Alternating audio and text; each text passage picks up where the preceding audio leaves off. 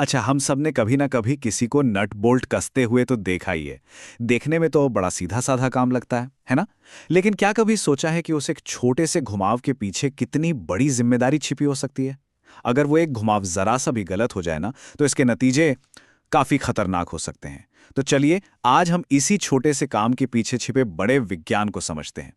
तो क्या एक बोल्ट को बहुत ज्यादा कसा जा सकता है? इसका जवाब है बिल्कुल हाँ। और पता है, ये उतना ही खतरनाक हो सकता है जितना कि उसे ढीला छोड़ देना। ये एक ऐसा बैलेंस है, ऐसा संतुलन है जिसके बारे में ज्यादातर लोग सोचते ही नहीं। इसे ऐसे समझते हैं, ये बिल्कुल गोल्डीलॉक्स वाली कहानी जैसा है।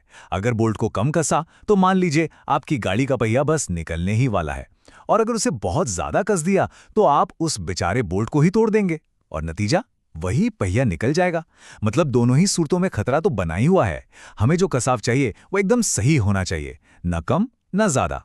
तो सवाल ये है कि इस पहेली को सुलझाएं कैसे?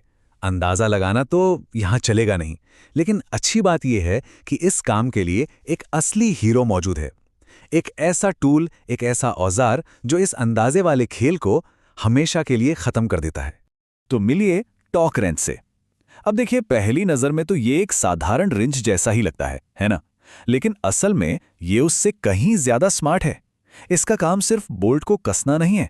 इसका असली काम है ये पक्का करना कि बोल्ट पर ठीक उतनी ही रोटेशनल फोर्स, मतलब घुमावदार बल लगे, जिसे हम टॉर्क कहते हैं, जितनी की जरूरत है। ना उससे जरा सा भी ज्यादा, न जरा सा भी कम। इसको समझने का सबसे आसान तरीका पता है क्या है? बस ये सोचिए, ये एक ऐसा रेंच है जो नापता है। मतलब ये सिर्फ कसता नहीं, ये कसने के साथ साथ ये मेजर भी करता है कि कितना बल लग रहा है। और बस इसी एक चीज से अंदाजे की सारी गुंजाइश खत्म हो जाती है। ठीक है, लेकिन आप सोच रहे होंगे कि क्या इतनी सटीकता, इतनी प्रिसिजन सच में जरूरी है? क्या थोड़ा बहुत अंदाजे से काम नहीं चल सकता? जब बात आपकी कार के पहियों की हो या फिर किसी हवाई जहाज के पंखों की, तब अंदाजे और गारंटी के बीच का फर्क जमीन आसमान का हो जाता है। और देखिए, यही तो टॉर्क रेंच की सबसे बड़ी खूबी है। ये एक मुश्किल लगने वाले काम को सिर्फ 3 आसान स्टेप्स में बदल देता है। स्टेप 1, पता कीजिए कि मैन्युफैक्चरर यानी बनाने वाली कंपनी ने कितना टॉर्क बताया है। स्टेप 2, रेंच पर बिल्कुल वही वैल्यू सेट कर दीजिए। और स्टेप 3, बस कसते जाइए जब तक कि आपको एक क्लिक की आवाज ना सुनाई दे। वो जो एक आवाज आती है ना, वो आपको बताती है कि बस काम हो गया और बिल्कुल परफेक्ट हुआ है। तो इस प्रिसिजन का, इस सटीकता का आखिर फायदा क्या हुआ? देखिए, फायदा बिल्कुल सीधा है। न तो बोल्ट ज्यादा कसने से टूटेगा, नहीं कम कसने की वजह से कोई चीज ढीली होगी। सबसे बड़ी बात, आपको एक सुकून रहता है, एक तसल्ली होती है कि आपकी मशीन ठीक वैसे ही काम कर रही है जैसा उसे बनाया गया था। मतलब पूरी तरह से सुरक्षित और भरोसेमंद।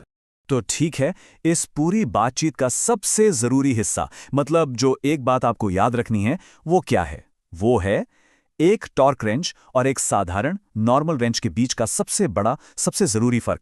फर्क बस इतना सा है, एक स्टैंडर्ड रेंच, एक आर्म रेंच, सिर्फ फोर्स लगाता है, वो बस कसता चला जाता है। लेकिन एक टॉर्क रेंच एक स्पेसिफिक फोर्स, एक निश्चित नापा हुआ बल लगाता है। वो सिर्फ कसता नहीं है, उसे पता होता है कि रुकना कब है। और यही एक छोटी सी चीज सब कुछ बदल देती है। और ये छोटी सी बात हमें एक बहुत बड़े सवाल पर लाके छोड़ देती है। हमारी दुनिया में इस प्रिसिजन का, इस सटीकता का असली मूल्य क्या है? सोचिए, सिर्फ मशीनों में ही नहीं, बल्कि जिंदगी के हर उस काम में जहां एक सही संतुलन की जरूरत होती है।